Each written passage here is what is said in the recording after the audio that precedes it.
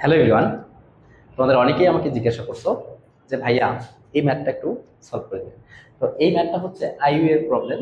IU 12-13 সালের এই প্রবলেমটা। এই প্রবলেমটা আমি তোমাকে 5 সেকেন্ডে তোমাকে সলভ করাবো। কিভাবে তুমি 5 সেকেন্ডে সলভ করবে দেখো।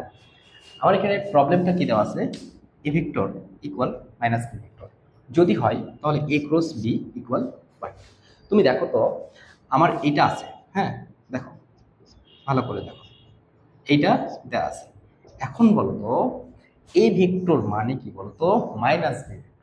তাহলে এখানে তুমি minus B cross B vector, বুঝছো?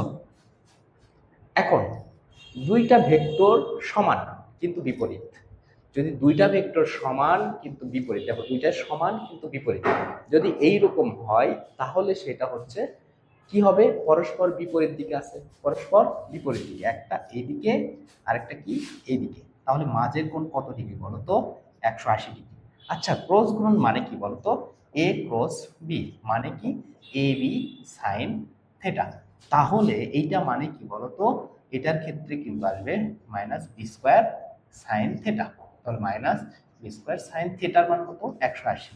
তাহলে 180 ডিগ্রি যদি হয় তাহলে কত হবে, 0। তাহলে মেইন কথা হচ্ছে তোমার এত কিছুর দরকার নেই, তোমার এত কিছুর দরকার নেই, জাস্ট তুমি মনে রাখবা এরা পরস্পর বিপরীত দিকে, অর্থাৎ 180 ডিগ্রি কোণে আছে। তাহলে অ্যান্সার হবে 0।